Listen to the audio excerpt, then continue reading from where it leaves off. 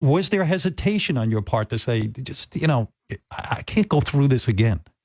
It crossed my mind for sure that, well, look, my responsibility to my children is the highest responsibility I have. So nothing, I can't do anything that's painful or destructive to them if I can help it. That being said, I know that my life affects them. Me and their mom are celebrities, and that's hard. Let's not bullshit each other, right? That's a cross to bear. That's an albatross already. Ben Affleck was on the Howard Stern show today, and I'm sure you saw the headlines all over Twitter that yes, it did cross his mind that getting back together with Jennifer Lopez, and therefore being all over the tabloids again, might not be worth it given the effect it would have on his kids, but he can't stop being a celebrity, so he's trying to navigate it the best way he can. Now, that was the only thing he said about J-Lo. He did say some stuff about the other Jennifer in his life, the much more consequential one, Jennifer Garner. And I gotta say, I was ready to come for Ben after the headlines I saw based on his comments in the interview. People magazine and New York Post had similar tweets that said Ben Affleck says he would have still been drinking if he'd stayed married to Jennifer Garner. Us Weekly wrote, Ben Affleck says Jennifer Garner marriage was part of why he started drinking, recalls feeling trapped. Pop Crave pulled the quote that feeling trapped in his marriage to Jennifer Garner led him to drinking, which basically implied that Jennifer Garner is a horrid person and led him to become an alcoholic, which we all know is not true. I actually tweeted a couple days ago after New York Post posted this paparazzi video of Ben venting to Jen Garner in the street.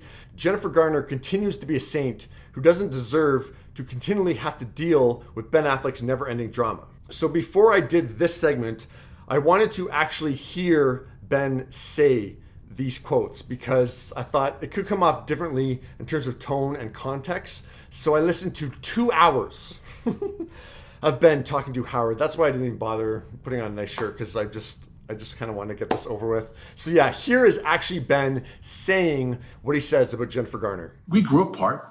We had a marriage that didn't work. This happens. There's somebody I love and respect, but to whom I shouldn't be married any longer. And we said, you know what? We don't want that. Ultimately, we tried because we had kids. And then we said, both of us felt like we don't want this to be the model that our kids see of marriage. Biggest really compromised. I don't want them to grow up and go, my parents. And you know what? I would have ended up we're probably at each other's throats. I'd probably still be drinking. Right. It was just part of why I started drinking alcoholically, because I was trapped. I was like, I can't leave because of my kids, but I'm not happy. What do I do? And what I did was drink a bottle of scotch and fall asleep on the couch, which turned out not to be the solution. We did it amicably. We did our best. Did we have moments of tension? Did we have disagreements over the custody? Was stuff difficult for us? Did we get angry? Yes. But fundamentally, it was always underpinned with a respect. I knew she was a good mom. I always hoped that she knew that I was a good dad. I knew I was. I had to get sober. I knew that too, and I acknowledged that. I said, you're right. I got to quit drinking. I'm not going to do this. And it took me, I got a year, then a year and a half, then a year. How hard is that, Ben, to get sober? I mean, to stay sober, how difficult is it on a scale of 1 to 10? 10 being like it's ridiculously hard. I got sober. I was sober for a year and a half. I wanted to be sober. I committed to it. The cure for addiction is suffering. You suffer enough that something inside you goes, I'm done. And I'm lucky because I hit that point before I lost really the things that were the most important, which was not my career or money, but was my relationship with my kids. And when I felt as if it impacted them, I recognized it. It was the worst day of my life. I made amends. And for a while, I thought maybe this is temporary. Maybe this feeling is going to go away. But since that day, I swear to Christ, I have not ever wanted to drink once. So yeah, it comes off much differently actually hearing Ben say it, right? Like, Ben isn't saying that Jen led him to drinking. He very respectfully says that, their marriage wasn't working anymore, and doesn't put the blame on Jen, and says that drinking became his coping mechanism. So yeah, that sits much better with me now. Like, I'm not saying those headlines are wrong. They're absolutely saying what Ben says in the interview.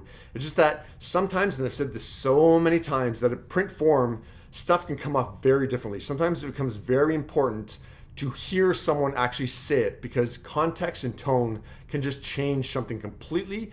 So yeah, I'm okay with what Ben said, because yeah, Jennifer Garner has been a saint to Ben post-divorce as he deals with his demons. Like, remember a few years ago, she was the one that drove him to rehab after he had a relapse and he had a couple short, high-profile relationships.